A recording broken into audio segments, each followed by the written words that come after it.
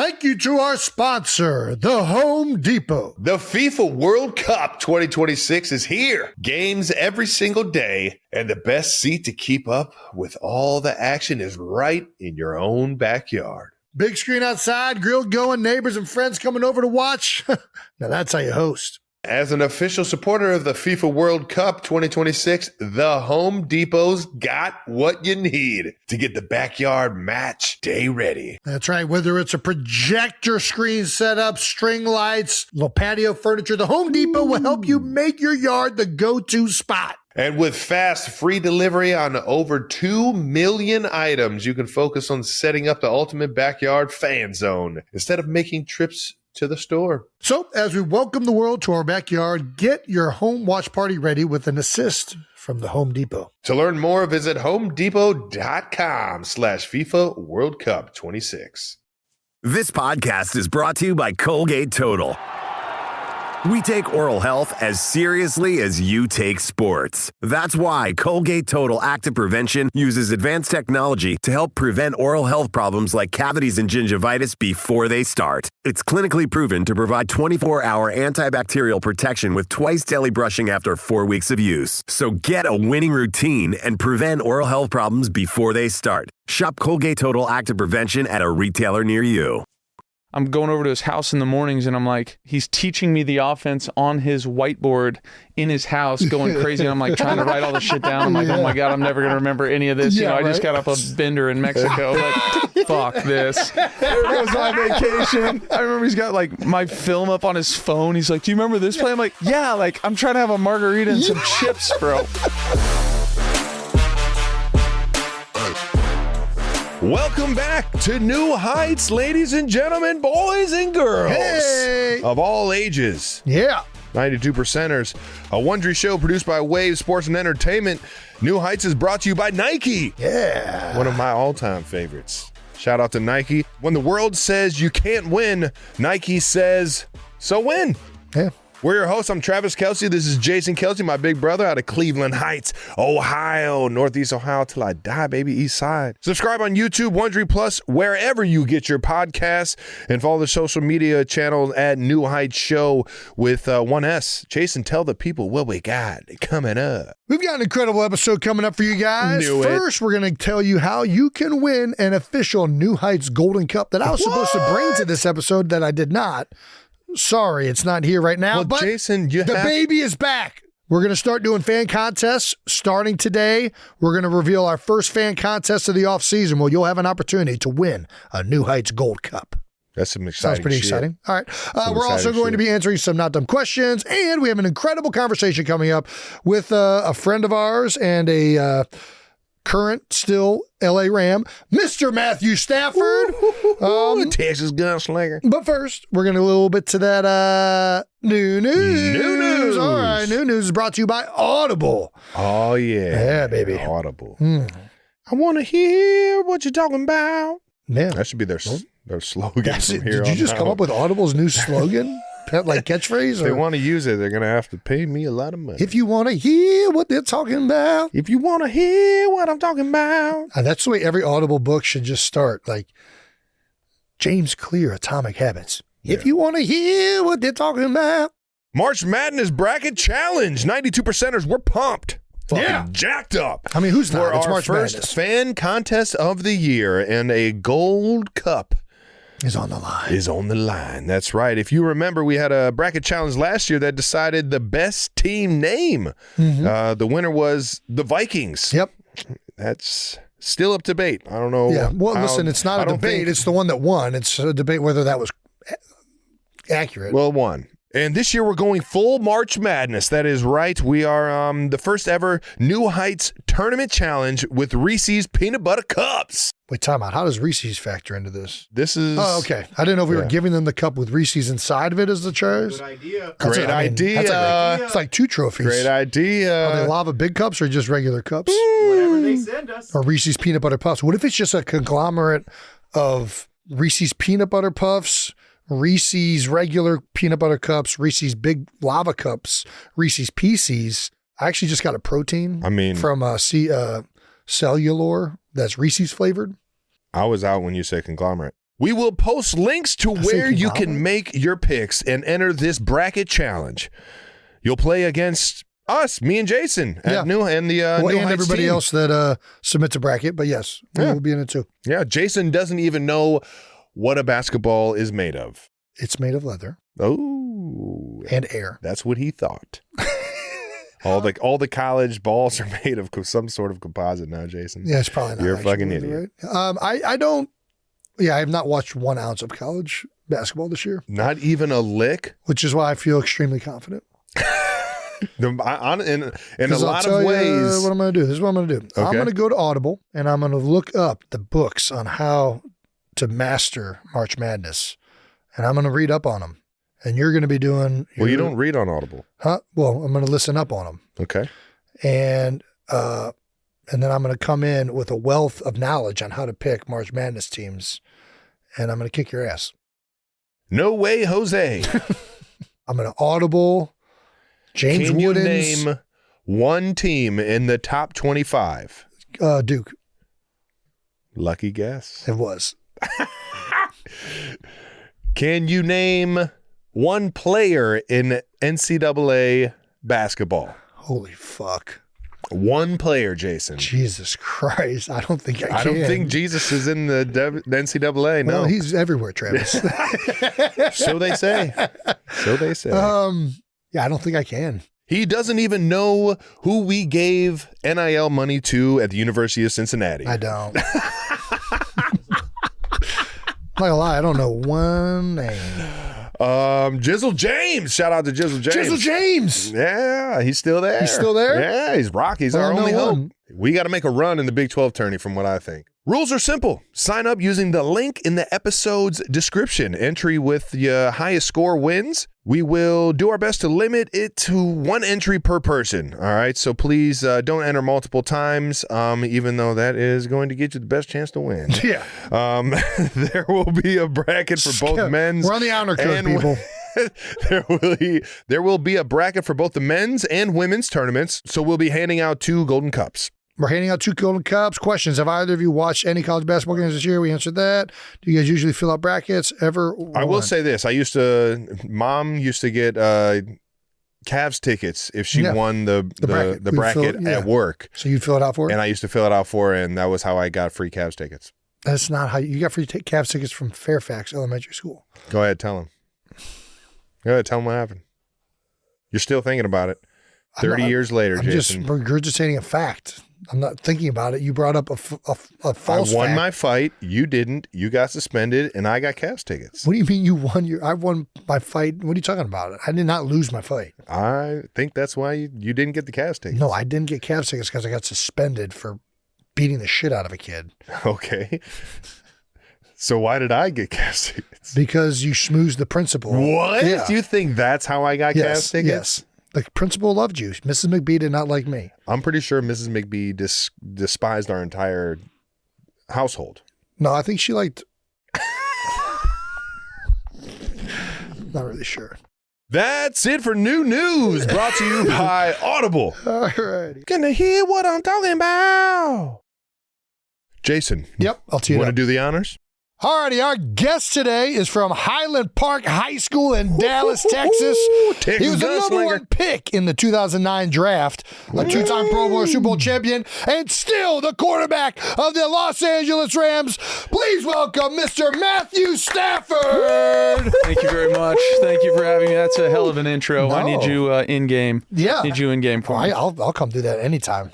How you doing, Get him brother? on the mic I'm at good, Rams man. house, baby. I am, I would say you're doing pretty good. You finally got yes. the elephant out of the room of the offseason, I guess, Yes, right? Yeah. that was a little nerve-wracking there for a little bit, just trying to figure out what was going to go down, but happy to be back wearing, Rams colors, playing at SoFi, doing the thing. Hell yeah. Hell yeah, man. We knew you had like a ridiculous amount of success in Detroit, but it kind of feels like LA is like where you really, I don't know. It feels like it's where you kind of made it home, at least on the football field, man. I Yeah, don't for know. sure. I've been lucky to be playing here with Coach, McVay and all my teammates and all those guys for, a few years now. And We love it here. My family loves it here. I love playing here. The brand of football fits my style. Oh yeah. I love going to work and playing in front of the fans. It's a blast. It has been a really cool thing. Obviously, coming from Detroit, very different place than Los Angeles. Love both of them. Many ways. But this has been a cool change up, and my family's settled in great, and we love it here. Love it, man. You said your brand of football, but do you have a brand? Could you fit in any offense? We were just talking about running midline back in the day. Triple I option remember the old football, coaching right? points, So how drastically different was it coming to LA and being with Sean and this offense versus what you were doing in Detroit? And did you have multiple different offenses in Detroit? Yeah, I had a few. I felt like you were always airing it out, but Yeah, I definitely, I've experienced a lot. This past season was 16. This will be 17 coming up. So I've had a few offensive coordinators. I've done like the Peyton Manning, no huddle at the line of scrimmage thing. We did that with Jim Bob when he was in Detroit for a while. Scott Linehan was my first coordinator when I first came to the league in 2009 for like 5 years. I mean, that seems so far back. Like defense, offense, all of it was so different at that point. But yeah, I've had a few. I feel like any player, any competitive player should be like, yeah, put me in any system and I'll thrive. I don't care. You call the plays and I'll haul them. Mm-hmm. But it has been fun with Sean. The way he challenges all of us, not only like physically on the field, but mentally in the approach to the game and all the things that he asked me to do at the line of scrimmage or pre-snap, whatever it is. It's a lot, but I think it makes us successful, and it's fun, getting that challenge from your coach. Sure. Being like, hey, I think you can handle all this, and he gives me all that, and it ends up being successful. That's a lot of fun. Yeah, absolutely. Oh, it's fun to watch. And I appreciate it. We've talked about this before, but that like McVay offense, Shanahan offense, the run play action is so dynamic on first, second down. But what was obviously great the moment you got there winning the Super Bowl was taking this guy who could do drop back passing at a high level and function in that type of setting. Combined with that, it felt like just like the perfect marriage. Yeah. Did the offense change around you when you got there as well, almost just as much as you had to learn the new stuff? Yeah, 100%. That's a very good, way of kind of describing what what transpired and what happened for sure. I got there and I remember Sean and I were maybe, a couple weeks into me being out in LA, and he's like, hey, you, me, Kelly and Veronica, let's go, let's go drink some wine up in, like Santa Barbara area. I'm like, all right, cool. We're going on a little wine trip, go for a day. Right away, different than Detroit. Correct. yes. 100 badass beer with Kid Rock or something like that at one point. But no, it's tons of fun to happen in Detroit. Yeah, You're not exactly. Yeah. So we're cruising up there. We're like 30 minutes into our ride up there, and my guy pulls out a piece of paper and he's like, all right, so here's the drop back stuff. I'm like, okay, I got it. I haven't even had any red wine yet, and we're already into this. I love this shit. But he's like, here's this package I'm thinking about. We'll go no huddle, jump the ball, and we'll do it. And sure enough, that's what we did a bunch, especially in 2021, and launched it all over the field and had a bunch of success. But when I got, here, he was like, man, drop back pass has been something that, we've always wanted to try and elevate, just as that core system. And I was like, well, that's kind of all I did in Detroit. Yeah. We didn't really run the ball or play action it very often. It was just like I'm in the gun and here we go. Here we go, baby. Attempts. Yes. Yeah. So it was like, oh, that's the easy part for me. I've done this my whole career. So it was it was a good marriage, and it's worked out well. Let's talk about the decision to stay in LA. Okay. There are a lot of rumors out there, getting wooed from New York, Raiders, LA, contract stuff. Yeah. What was ultimately the deciding factor to come back and re-sign with LA? Yeah, I mean, I think it was kind of a joint process, right? Like, it wasn't just, I wasn't a free agent. I still had 2 years left on my deal, and we kind of worked something out last year, kind of at the 11th hour to kind of figure it out right before training camp, with the understanding that, okay, we're going to come back and readdress this if I want to play again the next year. Sure. Had a nice season and wanted, felt healthy, wanted to keep going. And, so it was like, all right, let's figure out how to get this done. Obviously, there was some trade rumors and some things like that transpired that was, a little bit tough on your family just because you don't really know what's going to be next. I remember when I was getting traded from Detroit to LA, really a couple weeks before that, I had made it known that I wanted to be traded from Detroit, and I can't tell you how much time I spent on Zillow at that point looking at houses in Indy and here and all these places back then, right? So you're just like, and I'm sitting there going, man, where am I going to be? Where are my kids going to school? All this kind of stuff. And, a little bit of a similar situation just because, of what was out there and what was going on. But I think in the end, I know that they wanted me back. I wanted to be back. We just had to kind of figure that out and get to that point. We did, and I'm sure as hell happy that, I'm going to be here for at least another year and hopefully some after that. Love it. Love it. Hell yeah. I remember coming out of the draft, I had a, what do you call it? Where they fly you in. Top 30 visit top or whatever? 30 visit. Yeah. I had a top 30 visit to Washington. Yeah. And at the time had no idea what would eventually transpire to be like 4 out of the 4 head coaches just sitting in like the player positions at the time. And McVay was one of them. And he was the tight end coach. So I spent most of my time talking to McVay about ball. And I just remember him talking so fucking fast. It hasn't changed. And he's just rambling and he's just ripping them. And I'm just like, dude, I don't know how you got me jacked up about playing football right now, but you're the only one to do it. It was him and like, ironically, Dan Campbell were the two that I was like, man, these dudes love this shit. Yes. And like during installs throughout the building, like, is he just nonstop 100 miles per hour and just all about ball? Yes, all day, every day. The guy loves it. I mean, shoot, like I said, we're going on a wine trip and the guy's ripping off plays. Funny, he just man. can't stop and loves it. But it is cool to watch him do his thing. He's so, like you said, he's great one-on-one, right? He's great teaching me the offense. I remember when I first, got traded here, I was actually, a long story, but I was in Mexico, randomly ran into him, whatever, it happened. I fly back and I'm going over to his house in the mornings and I'm like, he's teaching me the offense on his whiteboard in his house, going crazy. And I'm like trying to write all this shit down. I'm like, oh my God, I'm never going to remember any of this. I just got off a bender in Mexico. But, the old Shockey, baby. Yeah, exactly. Get you every time. But yeah, he's like that one-on-one. He's all day, every day, loves football. But then he gets up in front of the room and he can relate to everybody. He commands the room. He's got great energy, sets the tone for the week every single week. And guys, thrive on it. So it's a lot of fun going to work, in that building, especially when we're winning. He's in a good mood and rocking and rolling. It's a lot of fun. Yeah. Fuck yeah, man. I was about to say, I don't even know if I want to put, but the only time I've literally met Sean, Kyle and I were in Maui on vacation. Yeah. And him and Veronica walk through and he makes a point to come over and same thing. Yes. Immediately talking football. Yes. And like, hey, we'll meet up. And I'm like, I can just see the look of Veronica's face. Like this happens all day, all the time, every day for her. Like she's like, all right, we're on vacation in Maui and this fucking idiot still wants to talk about football. 100%. She probably saw me walk into the pool in Mexico and was like, fuck this. There goes my vacation. I remember he's got like my film up on his phone. He's like, do you remember this play? I'm like, yeah, like I'm trying to have a margarita and some chips, bro. Dude, so good, bro. But he's just got to know, man. No, he just got to know. He is what he is.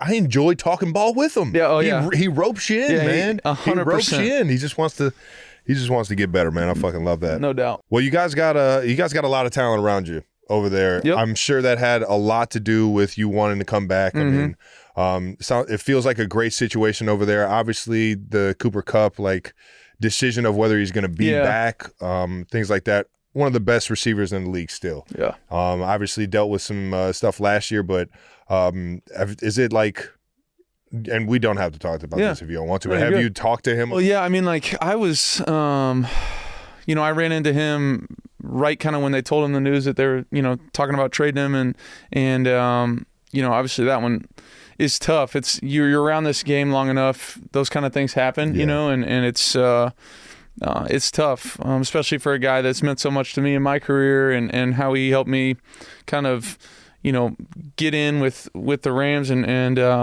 just in that locker room and what it's all about to be a part of that team. He was such a huge part of that for me. So it's tough. And I've spent probably more time with him as a teammate than really any other teammate, in my career. Yeah. And that just kind of happened organically. I would go in there early and, sure enough, Cooper would be in there or he'd walk in, as I'm walking in and we start watching tape together and then it just turned into a thing that we just did every day.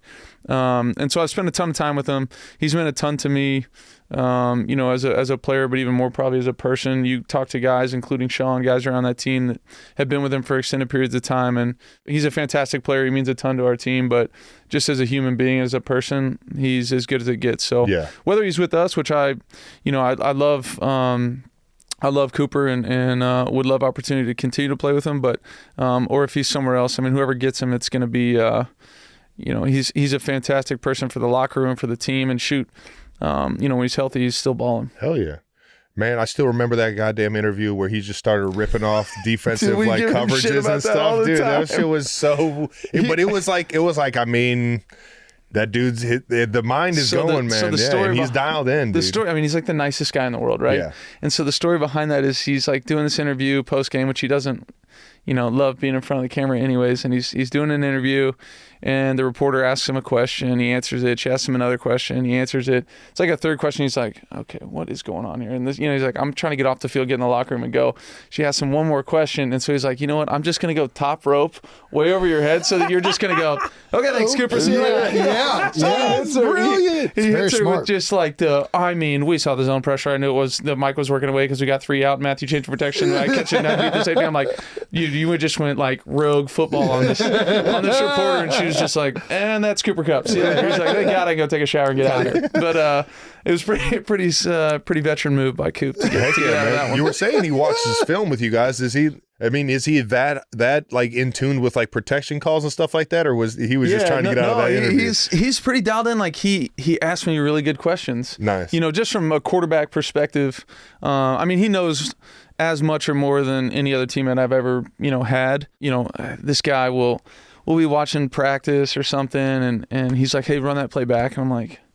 And it's some run play, and he's like, we really could, knock it back, tag it back one here with these angles in single high, and I could just block the mic instead of having to go out to the nickel in this 2x2 set. And I'm like, yeah, I mean, if you want it to change, go ahead, man. He's grinding on every run play, every single thing he's meticulous about, and shoot, it's part of what makes him great. I gotta love it. You gotta tell me the difference though of a guy like him than a guy like DeMarcus Robinson. Oh yeah, baby, D-Rob, baby.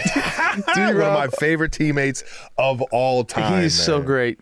D-Rob is the man. I love D-Rob. He's been great for our team. I think he's got some crazy streak where he's been on he's played for 9 years, played for a few different teams, and he's made the playoffs every single year. Dude, so he's ridiculous. just like, he's the good luck charm. Yeah, you just got to bring him back. But he's he's a great player. Okay to not know to, tag it back one in a single high. He's okay with not knowing that. And it's good, baby. We're gonna figure it out, baby. But instinct-wise, got great instincts. Great instincts, Like you could just tell him out there and be like, hey, we're gonna run wide zone at you, and he'd probably end up on the right guy. He's a ball player, he man. just gets it. So much fun to play with. Even Puka, man. What a Puka's, character. Yeah. You guys got so much talent out there. Puka's a monster, man. He's for a young guy come in and done what he's been able to do the last couple of years is pretty outstanding. Obviously, had a great guy to learn from with Coop as far as kind of where to be in that offense. Mm-hmm. Yeah. And then once the ball's in his hand, that's some of the best stuff he does is just running physical and playing physical. It's pretty cool to see. Heck yeah. Do you think the receivers in that offense need to be a little bit more dialed in with all the motions and how responsible they are in the run game? Yeah, you won't play if you're not. Right. You know what I mean? And that's kind of the way it is. And a lot of 2x2 sets where the F and the X, where Coop and old D-Rob are out there together. There so there was what you got? Yes. So there were 2 peas in a pod out there There we with the go. 2x2 sets. Oh, I love it, man. And so Gotta rely on your teammates. Gotta rely. not illegal to communicate I miss out those there. combos with D-Rob, man. Not illegal to communicate out Look when there. they signed Brandon Brooks. The thing is, you get me and D-Rob on the same side. We're over there like, Yeah. Oh God. we'll both just get somebody. Then. Yeah. I think when they signed Brandon Brooks, they're like, part of your job is telling Lane Johnson, what the call is. Yeah, 100%. Let's make sure we're bouncing this call Yes. out. Echoing the call. We got to echo the call. 100%. That's part of it, man. He's going to block TJ Watt one-on-one. Yes. You're going to let him know what the call is. Yes. That's the beauty of the game, though, right? For sure. There's give and take from everybody, and no doubt it happens. It's fun to watch. Let's talk about the Super Bowl season. Yep. Talks about it a little bit. You went there in the first year. Mm-hmm. When you signed in LA, did you anticipate that happening that quickly? I mean, probably not, right? No, right? I mean, any guy that just says, yeah, I'll just show up there and we'll win the Super Bowl. I mean, obviously. No, it was, I was excited about the opportunity. I didn't think it was going to happen there just because I think I was going there just because of, the, contract stuff they had just done with Jared and all that. So, Sure. But I ended up there and, I knew we had a talented team, but I just knew that I felt a ton of pressure because I think they returned 10 guys on offense except for me. Yeah. And maybe all 11 guys on defense. And I'm like, there's a lot I'm of not going to carryover. be the asshole that doesn't know what's going on. You know what I mean? So it was like a lot of pressure, especially at my position. I'm supposed to know everybody's job in and out. So spent a lot of time and a lot of hours just kind of making sure that when I stepped into the huddle day one, they weren't like, this guy, you know what I mean? Yeah. So it was like, all right, not only physically could I do what I could do, but I want to make sure that mentally they were like, oh, okay, this guy's on it. And so spent a bunch of time, and I knew we were talented. I didn't know how talented, but you guys have been on those teams. It's like, the week one starters we had compared to, what we were doing at the end. It's totally different. And so being able to navigate that whole thing was incredible. It was an incredible year. We had so many talented guys, especially late after we signed Odell, we signed Vaughn. I mean, it was like going out to practice was like, this was just unbelievable practices we had against each other. Swag champs, man. You get two swag champs like that. It was wild. It was wild. Especially in LA, man. Yeah. They were fun teammates to have, and I still talk to those guys, but it was a special moment. I mean, it was just a lot of years in Detroit, not knowing if that was ever going to be an opportunity to get and play in those games, and going through the playoffs and winning those games to get to that point was special, and then getting to do it at our own home stadium was crazy. And a lot of people focus on your time in LA just because I think the success has been there as a team. Mm-hmm. You balled the fuck out in Detroit. Oh, every year. Yeah, every year. Calvin Johnson. I mean, what the fuck was it like throwing to Calvin yeah. Johnson, dude? He was a monster, man. Dude, Megatron, man. Yeah, just a creative player. He didn't say much, and I wish I would have got obviously more time with him. Anytime you got a great player like that, you're like, man, I wish I had more time to play with that guy. But I just think about like plug and play him in the system we're in right now, and I'm like, oh my God. Boy. Would have been scary. That's a guy that you can plug into any system. No doubt. I mean, the guy was playing at Georgia Tech. Yes, exactly. He was literally playing. Put him out there. Yeah, he can figure it out. But he is an incredible player. I've been lucky to play with a bunch of talented receivers, all kind of different styles and body types and all that kind of stuff. But he is, it was crazy. Yeah. Throwing balls to him, I was like, it feels like you're throwing to a D end. I mean, like that's what he looked like running around out there. It was crazy. Enormous. I mean, you have two. So Cooper in what year was that? 21 for Coop. 21? Yeah. And then Calvin in 12? 12. I mean, two of the top 5 receiving seasons of anybody in the history of the game. Yeah. And they have you as a person throwing. What does that mean? Like, do you remind them that you're the All the person? time. I just send a yearly text. You're welcome. It's cool. It is. It's something that I feel like lucky to be a part of. You know what I mean? I'm sure. It was incredible watching both those guys do it in completely different ways. Cooper like majority from the slot, just unbelievable finding his way through catch and run guy, and then Calvin just line him up on the outside and let him go to work on people. It was cool to be a part of both. I definitely am proud of it, and that we got that done. It's a special thing, I guess. I guess I get that number one guy the ball a lot if he's getting open. So. Schwartz used to tell me that you guys would run a goal line play where Calvin would be singled up, forward to the other side. And we used to run, call it diamond. Yeah. Where it's like quarterback draw if it's a light box. Yep. Calvin, if he's got the one-on-one, we're taking it. And if they double him, you got the screen. Yeah.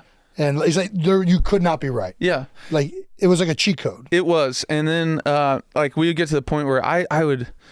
It was hard down there in the goal line to see leverage. Sure.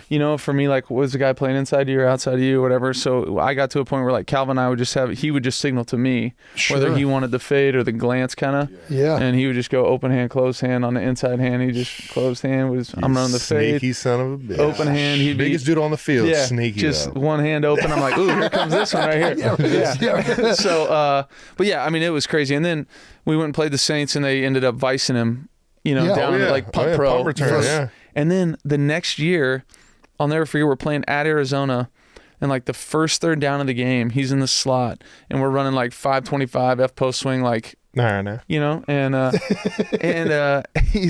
he's viced on third down. Third down from like our minus 20, like opening possession of the game. We're not letting them ruin the game. I'm like, geez, guys, relax. I mean, listen, that's what we treated Aaron Donald. We viced him all game. Yeah, so I get it. I can completely relate. And I threw it to like Pettigrew, and we didn't get the first down or something. And I come back and I'm like, how was it? He's like, I still got open. And I'm like, fuck. Like, this guy, of course he would get open. You know what I mean? It killed We're going to cancel him out since there's two guys vicing him. Still won. I'm like, God. He was crazy. I was going to take it back, man. How does a Texas gunslinger like yourself end up in Georgia? Yeah. Well, both my parents went to Florida State, so I wasn't like a Texas kid growing up. Like, wasn't like Longhorns or Aggies or any of that kind of stuff. So, But your whole life you grew up in Texas. I did. Yeah. But I loved like Florida State. Yeah. I wanted to go to Florida State. I ended up getting an offer from him, but the offensive coordinator at Florida State for a long time was Mark Richt. He then became the head coach at Georgia, so I started watching Georgia. And my sister went there the year before me, and really the couple years before I went to Georgia, they were like 2nd and 5th in the country. They were a really good program, and I frankly wanted to be doing what I'm doing right now, playing pro football as fast as I could. I went there, took a visit. It was like a pro-style offense. Yeah. Felt like I had a chance to play early, and I don't know. I wasn't like I wasn't like in love with the recruiting process, and it's so different back then than it is now. I can only Anyways, imagine what the shit is like now. so I just was like, let me get into where I fit in and keep it moving, and I loved my time there. It was great. Got to play with Noshawn, a bunch of talented players, Hell yeah. AJ Green, some of those guys. So I was never like in love with University of Texas football. So I know all my buddies wanted me to go there because I was about to say, even the day and age you're coming out is Brandon, like our intern right here, Brandon, is the biggest Texas Longhorn fan you'll ever see. I'm sorry. Well, you know what didn't help is I went to Texas. I sat down with Greg Davis, who was the offensive coordinator. First mistake. Yeah, and he pulls up tape of the game the year before. It's Vince Young versus Oklahoma that's what I'm State. saying. You're in like the heart of like prime Texas football. Ballin', but it was like, hey, this is four verts concept here. This is like they had some crazy comeback at the end of the game. And the second half, Vince went crazy, and he was like, we were running 4 verts, and he's like, this is beater box, and then we check it down. We say beater box back. That's like seam outside, go to the back, right? Sounds like a Texas Right, fucking 100%. offense. Right? He goes, well, when Vince is quarterback, we just say beater box and run. And I'm like, well, I ain't fucking running, bro. Like, show me some major Applewhite tape. That's what I There need. we go. Like, find me here. And he just showed me Vince stuff, and I'm like, I'm not going to hurdle the middle linebacker and do this shit. So can you just like find me here? And it didn't fit. It didn't click, But yeah, That's amazing. that was That's my good story. shit. Texas. I was like, I don't know what to tell you. That's not my skill set. So good, man. It was fun though. So you go from Georgia, you're drafted in the first round, first pick. Yeah. At what point did you know you were going number 1? It was like a couple nights before, maybe a night or two before. Yeah. Back when they kind of did that, and like figure out contracts and all that kind of stuff. So yeah, I was in New York already, so it was doing the whole draft thing You're doing the whole rigmarole, yeah. Yeah, and they kind of called my agent, and told him we're gonna do it. And I was like, all right, sweet, this is kind of nice Works walking out. into the green room, not Having any stress? Yeah, having any stress at all, knowing this will be a short sit, and it was, just kind of sat down, popped back up, and kept it moving. It was a whirlwind. It was crazy. I think back on that, and I'm like, man, what I didn't know, right? Like so much, but it was a blast. Did you immediately jump on a jet to Detroit, or did you? Yeah, the next morning. So I like went out. That's not immediate. Did you have a little fun in the city? Went out, or yeah, you know what I'm saying? had some good times with I had a bunch of college buddies there, and some of my family was there too. So we went and had a good time, kicked it. I had to pick my number. The next morning, the team president calls me early in the morning. Oh, yeah, and nice. I'm like, he's like, what number do you want? And I'm like, 7. That's what it was in college. Right. He's like, well, Dutch Clark, 1932 Detroit Lion. Yeah. Got his got number retired. retired. And I was like, oh, shit. And they were like, we can call his family and see if he would unretire it for you. I'm like, no, all good. Yeah. Rifling through the numbers. Like, my dad's in the room, a buddy of mine's in the room, and I'm like, hey guys, what number should I be? Nice.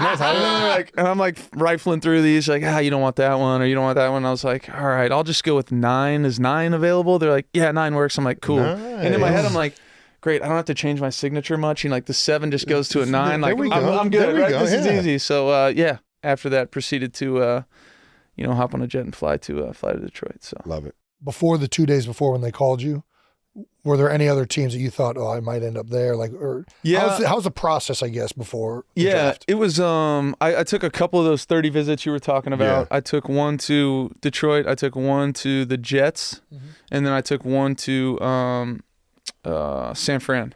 Okay. And so the Jets, when I left there, they were like, we're moving up to 5 to pick somebody. If you're not there, and they ended up taking Sanchez Oh, yeah. at 5. They moved up to 5 to take him. And then the 49ers was a different deal. They had the 10th pick. They ended up taking Crabtree. But some, like, at the combine, there had been some, like, stuff going on in an interview, right? Where I sat down with Peter King afterwards, and he was like, "Hey, what's the craziest thing that happened at the combine in the meetings, right?" Sure. And that was kind of back when they would ask you stuff you can't say now or ask now. Sure. Okay. And so I'm like, well, San Fran's deal, it was Singletary was the head coach. Yeah. And it was like a shrink, like a like a psychiatrist, sports psychologist, psychiatrist lady. Yeah. She's talking to me about all these different things, and it's like, tell me about your parents. I'm like, my parents got divorced, when I was in high school, and okay, do you want to talk about it? I'm like, not really, like they're cool, like it's okay. Yeah.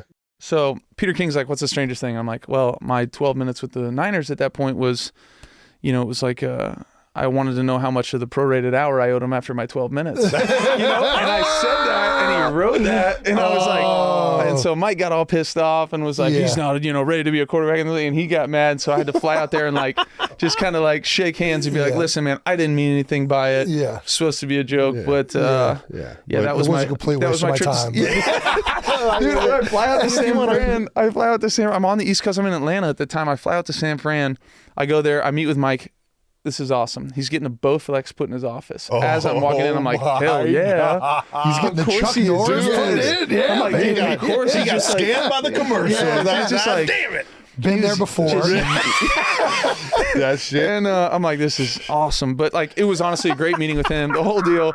And so, I'm meeting with them. They're like, hey, that's so good. We're like, you're not going to be there at 10. We're not going to get a chance to take you. Had a Slim Flask milkshake next to him. Doing Tybo. Oh, gosh.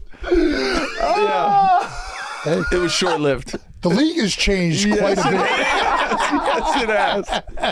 Yes, it has. Oh, man. Good old Mike. Yeah. All right. Well. God damn, that was good. What do you think the biggest change in the league has been? Besides Bowflex's and coaches on. Exactly. Golly. I mean, it has changed a ton, right? Like, I feel like the X's and O's parts of it is so cyclical, and like, it was all, when I first got in the league, it was all Tampa 2. What were y'all's first years? Yours? I was 11. 13. Okay, yeah. So it was like all Tampa 2. Mm-hmm. It was Chicago Bears, Tampa 2. They're bringing the Mike and the nickel, playing 3-week way, or they're bringing the free safety and Urlacher's cutting and picking 4-week and taking it to the house, right? It was like the pressures were all these like zone dog. 100%. That's all it was, right? And then it went to like, okay, Seattle, we're playing 3 deep, 4 under. We got the like weak hook player carrying 3 vertical, all that stuff. Yeah. And then it's, a lot of what you guys are doing I think is great, and whatever. So I think scheme wise it's it's really been like cyclical. I think the way they can hit players now has changed so much. I mean, I used to get just absolutely dumped by dudes. Just you've got some iconic, just like getting crushed, face mask going in all sorts of different directions. Yeah, there's been some tough, some lean moments there. Some good, man. You'll still catch them now. Just some good memes nowadays. Yeah, that's all it is. Just a good it's meme. not the same. Yeah. No, it's not the same. I remember at one off season, I was in the NFC North for forever, and Julius Peppers, who was with Chicago at the time,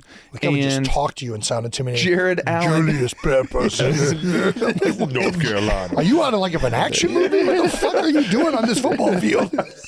But Pep and Jared Allen were both free agents in Minnesota and Chicago. And I'm like, good, get the fuck out of here. I'm tired of seeing you guys. And they just fucking switched teams. Damn it. Like Julius is in Green Bay and Jared's in Chicago, and I'm like, God, I can't get rid of these guys. But no, it was different times back then. Yeah.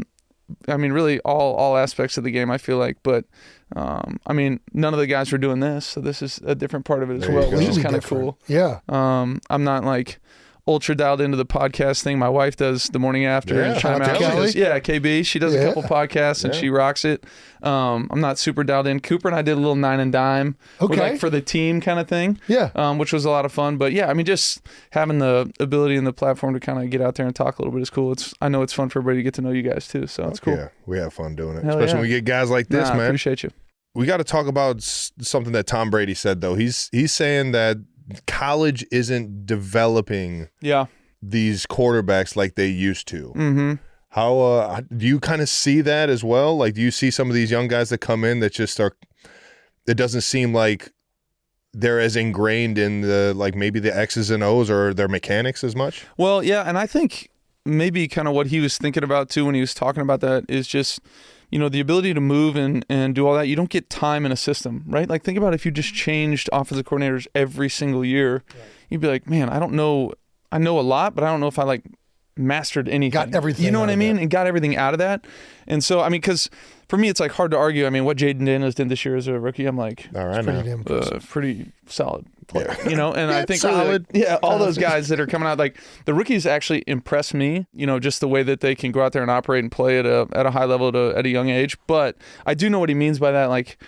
You're just kind of bouncing around, bouncing through college. That's a different feel. I went to a school, you guys went to a school, and you're like, feel good about that school, try to learn everything there is to learn about that system, and go from there. I think it's an individual case, like each player, but I am impressed by a lot of the guys that come out. And I'm a fan of, I want those guys to have success. I don't want the guys to come into the league, and I'm not the old guy that's like, no, you can't take, don't have my job. I want you to fail. I'm like, man, I want the game to continue to be great, and I want those young guys to play well. So I was impressed by them. Awesome. Yeah. Awesome. I think also it goes back to what you were saying. It's just a different game. 100%. When you come into the league nowadays, I just feel like, and this might be me being older thinking about this, but it feels like it's a younger game. Oh yeah. It doesn't I don't see the Ray Lewises at linebacker where it's intimidation. Yeah, you got to be able where to move. you're under center and you're staring at Ray Lewis and you're like, break the huddle. okay, here we go. I know you're coming. The game 100%. has changed. Yeah. They got to be able to cover and do more in the passing game. Don't get me wrong, Ray Lewis would probably still be good in today's NFL. Yeah, no doubt. Right. Bobby Wagner. Yeah. I think, but yeah, it's as the game changes, so do the positions. Yeah, there's not a million dudes doing what I do, sitting in the pocket and throwing anymore. A lot of guys are moving around and making plays, and I'm jealous. I'm watching tape and they're like, I know they just see man coverage, and I'm just gonna run. I'm just gonna run. And I'm like, that's an awful idea if I try to do that. Everybody's It's back's gonna be be second turned. to 11. It's not good for us if I do that. So, guys, get open. Do you ever watch the combine? Any of the college games? I mean, I'll flip the combine on a little bit here and there. I watch some of the college games. I'm not a huge college football guy. When it gets to the playoffs and the really good games, sure, I'll flick it on, but I'm not following a guy throughout the year. Now, I do watch those guys when they get into the league, like CJ Stroud. I thought he had an unbelievable rookie year. And I still think he had a tough year this year, but they had a ton of injuries around him and all that kind of stuff. Offensive line struggled. Yeah, and so they have, but I like watching the young guys play because it kind of revitalizes me, invigorates me a little bit. Golly, these guys are out there just playing carefree, ripping it. Sometimes when you have a bunch of years of experience, you got some scars too, right? And you're like, I mean, these guys are just letting it rip into this coverage and and I'm like, I remember CJ threw a touchdown. I think it was a preseason game. He threw a bang 8 into 3 buzz right over the safety's head, and I was like, I saw him that year we played him or something or practiced against him. I was like, what are you doing ripping the skinny right in the rotation for a touchdown? He's like, hey, man, they didn't play it right. And I'm like, shit. Just to be carefree enough to be like, you know what? Shoot it in there and score. I'm like, man, I'd have been going that way. Yeah. And, probably been 2nd, 6. We'd been happy with the 4-yard completion, but my man's trotting off the field with a touchdown. That is real. I mean, I noticed that even just for me, you get resistant to some things sometimes just because you've been burned on it before. 100%. And I don't really try. And then you'll watch somebody else do it, and all of a sudden it works out. You're like, man, am I wrong in this or am I right? What's going on here? I mean, it sounds like yours is pretty black and white, but but the further you go, no, I'm with you. The further you get in your career, you got to fight that sometimes, right? Where you're sure, man, I know how they should be playing that defense, and they're not playing it right. But I went over here and this was open, even though I know it shouldn't be. You know what I mean? You're the teams that are really ultra undisciplined on defense don't want to give away any secrets, but those but those are tough ones to play sometimes, right? Because you're you may get a freebie and score or whatever, but a lot of times, man, you're passing something because the coverage and it's wide open because they blew it, and it's tough. It's tough when Calvin Johnson's double covered because you're like, man, he's where double, else but do I throw? Fuck, it is Calvin. Yeah, no doubt. What do you see anything when you're watching a young quarterback where oh man, he's got it, or what would you see out of a trait in a guy that you like to see out of a quarterback? Yeah, I mean, I think poise is a huge one, right? Because I think that helps, withstand time. I think quarterbacks, so much of it is longevity. How often can you do it? How many years in a row can you just go out there and be that player? Sure. And there's going to be times where things around you or you are battling something or wherever, and it may not be as good, but what are you when times are good, when times are bad? Also in game, hey, it's fourth quarter, we need you. What does that look like? I think that's something to me that, helps predict and project what guys are going to be like down the road, because that's what they're all looking for, right? They don't want like a guy to be really good for 1 year. They want him to be good for a long time. And that's something to me that, like, you look at what Jaden Daniels was able to do. I mean, those guys, they proved it both, I think, through like longevity of a season, but also in game, in big moments, being able to come up for the team is pretty cool. I forget what there was, like 11 wins or something like that, like at the last. Yeah, drive. I mean, It there's was something crazy. all sorts of them, right? I mean, had the massive Hail Mary that everybody remembers, but there were a bunch of other ones too that were great plays. Yeah, I got to ask this before we get to this next segment. Yeah, you played with two of the best D tackles in this decade plus of football, and Aaron Donald and Ndamukong Suh. Yeah. Who frightened you more as a quarterback? Spent more. I probably played more. I don't know. It might be kind of close. I was going to say I played more games against Aaron Donald than I did Suh, but I played quite a few against Suh there kind of at the end. I would say having, experience with both ADs, it was a different deal. I agree. Because there was like, the get off was crazy. I mean, he just wrecked practices. Suh was that way too in a lot of instances and was a great player for us in Detroit, and then, bounced around and had some unbelievable seasons at other places too. But AD was that was something different. Just watching him go about his job every single day. I remember like the third practice I was there in training camp, we have no pads on, and we're running a quick game. I'm throwing a hitch to the field, and I smash my thumb on his helmet. And I'm like, yo, I just caught the ball. It's like catch, throw, bang. And I'm like, and next thing you know, everybody had the Guardian caps on. They're like, we're going to protect some, but it was, but he was crazy in his ability. And I would say the respect that he got from offensive lines and other offenses was something I've never seen before. Yeah, I would agree with that. I mean, we treated him differently than any other defensive tackle that we ever played in. And Suh was, I think Suh was like almost, he like wanted to kill somebody. Yeah. Where AD wanted to kill somebody too, but it was like a different level of intensity. I agree. And AD, though, his like motor, it was every single snap, every single play.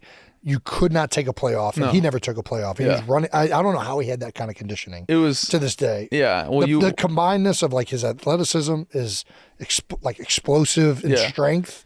And he's a smart player he just too. Never stopped. Yeah, and he's a smart player. Like, I mean, he knew, like, you talk to him, like I get in the, cafeteria and you sit there and you talk to him and he's like, yeah, I knew if I wasn't doubled, if the center didn't come to me, it's run away. Yeah. Because the center comes to me every pass play. Yeah. And if center comes to me, it's pass or it's run two. Yeah. Center goes away, like, you're not blocking me with two. Yeah. So he knew it was run away, and then he's shooting a backside gap. I mean, like, he was just like, could make decisions and go like that quickly. For sure. It was impressive to be around him and watch him work. I mean, the way he worked out. We had I'll never forget. And he was crazy in the weight room. Oh, I know. Like The Rock came in and worked out with him one time, and they were freaking knife fighting. Yeah, I mean, he's like, he's a maniac in the weight room, right? And I'll never forget. This was 21 or 22, maybe. Yeah. We had like a Make-A-Wish kid who had like a year before had been like, hey, my dream is to go like be with Aaron Donald for a day, kind of thing. And thankfully, this kid at that point had kind of beaten the odds and had beaten the cancer that he had, I believe, and like was really awesome. on the mend. And it was really cool. Like, he came in and you're like, oh man, this guy's like doing good, right? High school kid, like bigger kid, like loved to play football. And AD was like, cool, come work out with me, right? And I'm like, I'm walking by, I'm like, yo, what's about to go down? Yeah, right. And I look over and like I'm over there doing like banded something, and like 30 minutes in, and AD's just ripping curls out. And this next thing you know, this kid is puking in the trash can in the hallway. And I'm like, AD, can you please like have a little understanding? Like, the kid got what he wanted. You want to be AD? You want to be AD. It was on chemo for months, AD. I'm like, God, can we just relax on the bicep curls for a little bit? It's like, how many do we do till we throw up? You know, it was just like unbelievable. I was like, this guy has the motor just never stops, man. So it was incredible. I remember it was my first time playing in LA against the Rams, and it was a preseason game. And I'm number 3, closest to the line. We're running all go special. It's cover 2, or at least I see 2 high, and I'm thinking I'm just right up the hash. Yep. And I take off, and I'm like, man, I'm just gonna fucking dig for my first like 5 to 10 yards. And by the time I got to the 5 yards downfield, I felt something throw me to the numbers. And I got out of that play like fucking like little dazed. I'm like, what in the fuck was that? And I watched it on film, and it was AD coming from the backside B gap and just fucking smoked me. Oh, I believe it. Because there was a blitz from the other side. And I was just like, what the fuck? Yeah. I had never felt like more of like the lightest thing. I had never moved that fast before ever in my life by anybody. Yeah. I remember I was in Detroit. We were playing a game against the Rams, and they were in St. Louis still at that point. Jim Bob was our coordinator, and I dropped back to pass late in the game. We need to play, and Aaron, I have two hands on the ball, right, like this, and Aaron just comes up from behind me and just rips both my biceps apart. The ball falls down the ground, and I'm like, I'm looking at him, and I'm like, I come over to the sideline. I'm like, I'm pissed, and I'm like, I don't know what I'm supposed to do there. He's like, you got to find a way to hold on to it. I'm like, go fuck yourself, man. Like, you think I'm going to be able to hold on to this? This monster Jim he just went like this and like kindly separated my arms. He's like, I'll take the ball. And I was just like, what do I do? Like, there's is that what I was supposed to do? Hold on to it. Got it. Thanks for That's how this works. Dude, I was with Jim Bob. I'll never forget when he came up. We will probably cut this. Bro, gotta tell it though. Tell it anyways. So I'm sitting there. We had just hired Nick Sirianni and Shane Steichen, and Jim Bob was on the staff. I had never met Jim Bob. Oh yeah. I didn't know about him in Detroit really. Yeah. He comes up and he says, "Hey Jason, my name's Jim Bob Cooter," and I just like fucking laugh. Like audibly, like a giggle. Yeah. And I'm like, oh, that's fucking real. My bad on that one. Awesome fucking dude. Though. I love Jim Bob. He's a great dude. All-time name. All-time name. All-time name. It caught me just so off guard. Like I was like, what the are we like in Varsity Blues right now? 100%. 100%. You know, he's got like the name matches. I think his childhood home backed up to the Jack Daniels distillery, like as it should, right? With a name like Jim Bob Cooter, it better. Are you kidding me? Back up to Jack Daniels. So yeah, he's one of a kind. All right, let's get into this last segment, brother. We gotta ask. Yep. Yeah, we gotta ask. You can tell us to fuck off. You don't gotta answer. Okay. But yeah, we always wrap it up with you. We gotta ask, but you don't have to answer. Oh fuck. We gotta ask is brought to you by Mentos Gum. Do Are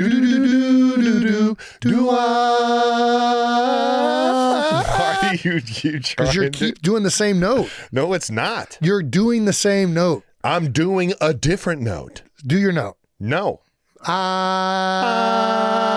See? Yeah, you were it different that time. Terrible. That time you were different. Because I did the same note that time. Go high. That was close. That was it. All right. Yeah, no, this would be easy. Rapid fire too. You don't even gotta. Am I elaborating on these answers? Am I just one wording? Yeah, you can listen. Whatever feels right. Hit me with the question. Let's fucking go. Yeah, that's right. As of 2024, the only remaining active players in the NFL from 2009 draft class are you and Jets punter Thomas Morstead.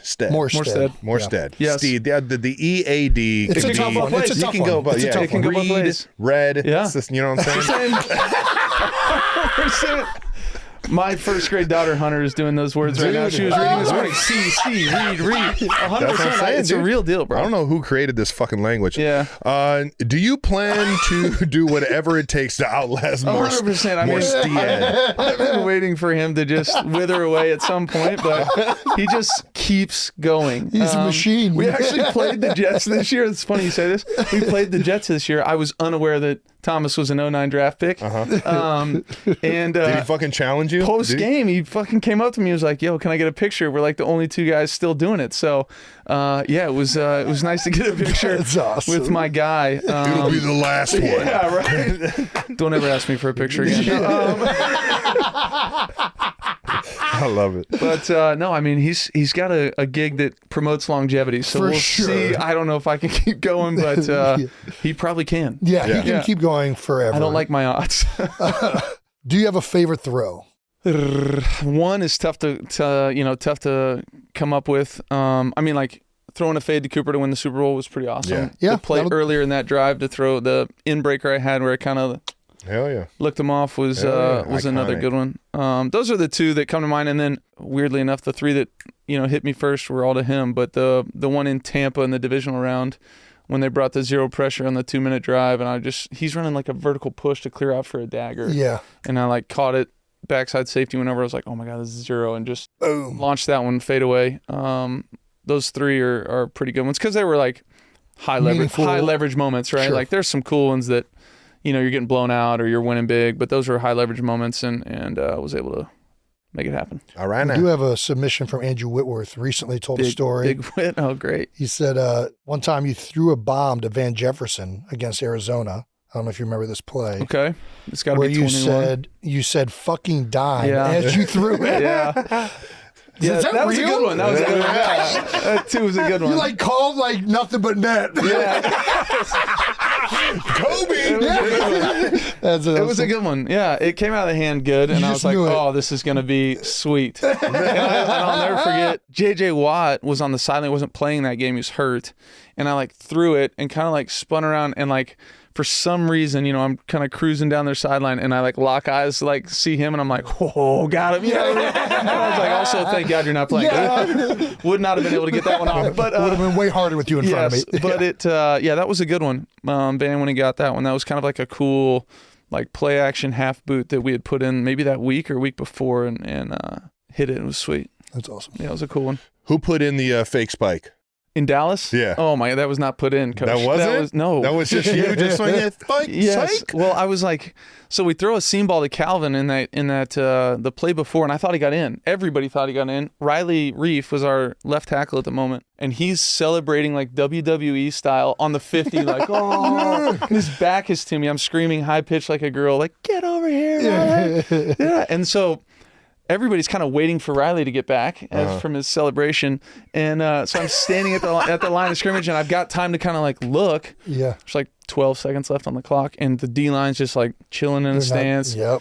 Sean Lee was kind of just chilling at Mike linebacker, which is very unlike him because he was very much. What a stud. He was a monster. Oh dude. my God, he was a good I player. hated Super blocking smart. him. Me too. Yeah, he was tough. But so I had time to kind of see it happening, and I'm like, fuck it, I'm just gonna go. Like, I'm not gonna let him call another play. Yeah. We had just a spike or a kill it, whatever you want to call it. We had that called, and then I just decided to go for it myself, and thank God it worked out. Nice. All right, now. That would have been a All-time. tough one. Yeah, an all-time fail had it not worked. Well, it did. Yes. Was your return to Detroit the wildest atmosphere you've ever played in? Yeah, I would say so. I think both times really. Like the playoff game was crazy. Mm-hmm. That was wild because we ran out for pregame warmups, and the place was just packed and just booing the shit out of me, and which is whatever. But yeah, it was that was a loud game. And then we came back, for the opener the next year, and it was crazy loud again. They support when they're rolling. They support, man. Come on now. It's wild. They're not fucking around. Up No, there. that's especially Dome City too. Oh man. Yes, they're that shit rocking gets and rolling. rowdy. Yeah, both of those were night games, so had ample time to Liquor up. Yeah, right. Get ready to rock and roll. So they were. We're going to they were remove going. any type of barrier we have to congenialness. What the fuck did you just All right, say? I'm going to stop I know talking. what you meant. All right. I knew where you were going. To being nice. Yes, there we go. What do we got? You're a father of 4 girls. Yes. As I am about to be. Yes. You got any advice? Buckle up. No,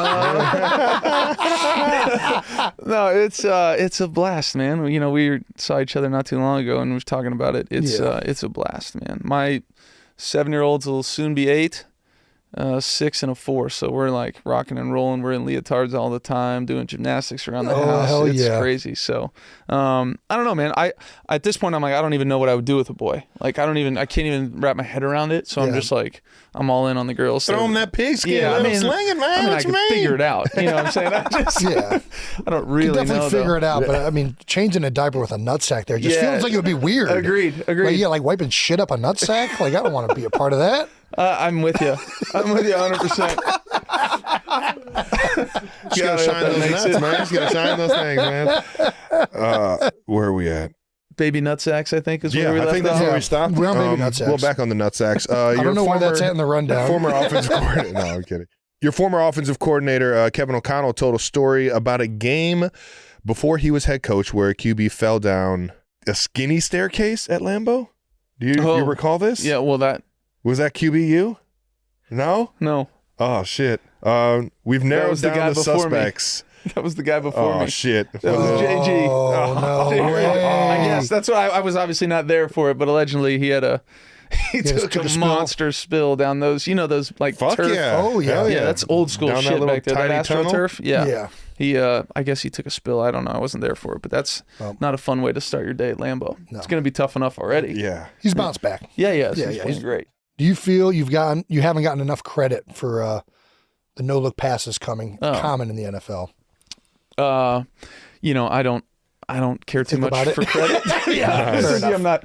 Yeah. I keep a credit meter if whether I'm getting enough or not. But no, that for me those started when I played with Calvin, because everybody in the building knew I was trying to throw him the ball. Yeah. And so I was like, all right, how do I get all these guys off my scent a little bit? You know what I mean? Like, and so I'm trying to move backers, and when they're like just sending all the zone coverage right there, and I'm trying to like maneuver it. So it kind of started then. Sure. Like, all right, how do I still get this guy the ball? And so, it obviously evolved into more tactical use of spreading it around a little bit. But I don't ever think about it. It just kind of happens organically. I mean, I know, Pat does them, and it's not, at least for me, like I'm not like talking about it. You just kind of feel it, and you're playing the game. Mm-hmm. And sometimes you feel like you need to move somebody, and you move them. Yeah. There you go. I'm with you. It's that easy. Just don't look where you're throwing the ball. Yeah. It just freezes everybody for a second. Yeah, exactly right. Well, we got you here. The first time we met you Yeah. was out in God. Georgia, Yeah. the lake. Yes. Dude, July 4th. what was your first impression of a guy like Jason Kelsey? Jesus Christ. I remember, I feel like, And shout out to the Air Force boys, yeah, man, they know how to First go. of all, that on. wasn't the Chad first. Hall. You let those guys out and look out. Yes. I mean, they'd be like, we've been just doing PT for the last 6 months. Like, haven't seen anything. And they walk out and it's like, Yeah. chicks Here in we bikinis go, on a boat. It's boys. like, oh. I was like, whoa. Gotta back up. But these dudes they were rocking and rolling, man. They were fun. But it was, those were great times, simpler times. Dude, They were we're so south of fun. Lake Lanier, man. Yeah, man. The We gotta, Hall we gotta, family. we gotta No. do another. They were trying to trip. run it back at some point. I'm like, golly, man. It would be hard now. It's going to take a lot out of me. Yeah, I yeah. mean, but it Different was days. 10 years straight they did that. 10 years. I think didn't I was know- there I for didn't know it 9 was of that them or long, 10 of yeah. them. Started on like a Mastercraft wakeboard boat and then graduated into a Full giant on houseboat. triple-decker houseboat. Yes. Jesus. Before we get out of here, I got to have you read this from my former teammate and one of my favorite teammates of all time, Darius Slay. Oh, love Slay. He said, I guess you were known to pick on DBs occasionally, and this is a quote from Darius after the Eagles-Rams playoff game. It's, here, let me. I got you. Yo, That one. I'm not that old. I have good eyes. Okay, you don't have to zoom it So in. sorry. It was fun as hell until he started trying me the last 2 drives. Like, goddamn, Staff. Like, damn. Calm the fuck down. Like, shit, this is so Slay. This is right on. This is so on brand. That's why. I know you've been slinging this motherfucker. Sling that motherfucker somewhere else. Well, Darius, I'm sorry. I just had to do something. I was trying to fight back, man. You guys were kicking our ass. So it was, I love playing against him. I played against him, quite a few times since, we've both been gone from Detroit. And he is, what a great teammate. Oh, dude. What a stud. Wish him nothing but the best. I love getting to, compete against him. He's a man. That's it. That's we gotta ask, and that was brought to you by Mentos Gum. I think it's all we got, Dude, brother. that I does appreciate it. No, You got anything for thank us? you, brother. No, you guys are the All right, fucking cool. great. I appreciate it. 92% Thanks for is coming Matthew on. Stafford. Yeah, baby. Let's go, baby. Appreciate you coming through, brother. You got it, man. Thank Best you of guys. luck this year. Appreciate it. Thank you. You know All it. righty. All right. All right, now let's wrap this episode up with some No Dumb Questions. No Dumb Questions is brought to you by American Express. That's right. Only doing one of these today, since we had a good interview. We're just going to pick what sounds interesting. And we are brothers. We didn't really prank each other growing up, but that's the topic for this one. Hey guys, it's Willis from South Carolina. Hey, Willie. And I'm not a parent, but I do have 2 younger brothers. I'm in college, they're in middle school. Okay. And I'm babysitting them for about a week and a half coming up in like a month. And I want to pull some pranks on them. Oh, wow. But I don't know what to do because I'm not a very good pranker, but I want to get better at it because, let's have some fun. I don't Sure. want to do anything too cruel. Like, I don't want to traumatize them, but also, like, let's have some fun. So what are your favorite pranks to pull on, like, a middle school age boy? Thank you so much. All right, Willow, let me tell you about a game called Poop Dollar, all right? Here's what you're going to want to do. Poop Dollar Here's is what a you wanna great do. one. You're going to want to It's get... not cruel at all. You're going to want to get they're middle school. I feel like $1 works still for a middle schooler, right? What? 100%. Yeah. Take $1. $5 would get them excited, but they still might keep Yeah, the if you dollar. really want to like really get them, $20 bill. Yeah. That'll for sure work. It's going to take some dirty work, though, so you want to go get some hospital gloves. Get some gloves. Glove up for this. Hopefully you have a pet. That's Makes it easiest way case easier, scenario. but if not, just go to the park. Yeah, or you can do it yourself, but I'm going to We've guess. never gone that far. Yeah, we haven't done that yet. You're going to want to take a $20 bill, fold it in like a U shape, roam your backyard for some type of dropping of excrement of some kind. Take the U shape, so the bill only, not your hand, Bill Willow. only. Bill only. But you got gloves just in You case. smush it right in the middle of the bill. Now you have it in the middle of the bill. Fold that puppy over on top of each other. Set it down where the boys are going to be. You know they're going to wander by. They're gonna pass by. Yep. It's gonna be enticing. You got to be around though. So you got to camp out. You got to hide out. Yeah. You have to be there while they pick it up, or you're not going to be as satisfied. Yes. And you're going to want to leave it so that they discover it, pick it up, and then find out that, lo and behold, there's poop inside of it. And you scream, "Poop dollar!" So that'll work. That's a Yeah. good one. That's a great one for middle school boys, The or only really one- boys of any age. Yeah. Men, grown men, that gets them too. I would say another one that we knew about that we didn't really partake in as much, but icy hot in the jock strap always works. So you can go icy hot in the, Chris it's kind Pesic of cruel, did that to but me. takes about an hour to wear off. Chris Pesic got me in ice hockey. There Remember you go. Chris? Yeah, of course I do. We so the Pesic. freshmen used to have to like unload the buses or something like that, and we had like loss or something like that, and I was trying to get the hell out of there. Mm-hmm. Didn't unload the bus. Came back the next day, put my jock strap on, went out on the ice. Not a fun day. Yeah. Yeah. Both icy and hot, just as it. Nothing icy about it. It was pure hot. There's zero ice to it. Yeah, it can feel a little cruel. And Yeah. if they don't wear jock straps, I mean, just the boxers work. Yep. Boxers work just as good. Yeah. I mean, I wouldn't do that. That's too far to me, Willow. But what are some other good ones? We're just not great pranksters. We didn't do a lot of If pranking. you have one of those like hoses that like you got to squish on the squeeze, like on the sink, put a little rubber band around that so that when they turn the faucet on, it just sprays them right in the face. It's a good one. What are some other good pranks? You could booby trap them. You can always booby trap them. Get a balloon full of whipped cream or something like that. They open a door, all of a sudden smacks them right in the face. That takes some good work. You got to be kind of handy with a tool in your hand. Where's she from? South Carolina? Are there alligators in South Carolina? I'm sure they've ventured up there. I mean, if it's a pool day, get an alligator, duct tape its mouth closed, and then throw it in the pool. Yeah, well, good luck. Yeah, with that. They don't have strong. They're not that strong at opening their mouth. They're only strong at closing it. So it's duct tape will hold it. You'll be good. Yeah, that sounds terrifying. It'll be Jason. very scary though. You can always wait for them to be around their friends and then just pants them. Yeah. Yeah. Got nothing for you other than they will hate you forever.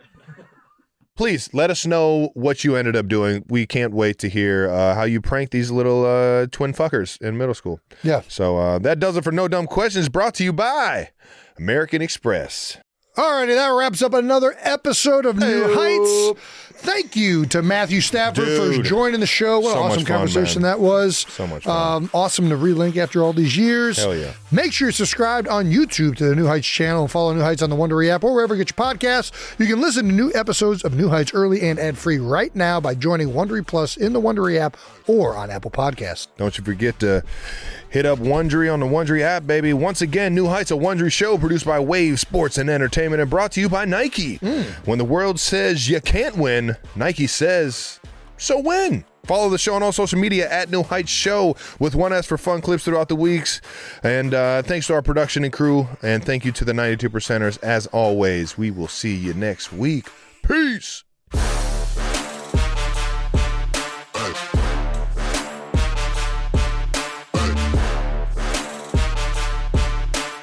Do do do do do do do Can we get a harmonization? What are you going to start off? Do do do do do I?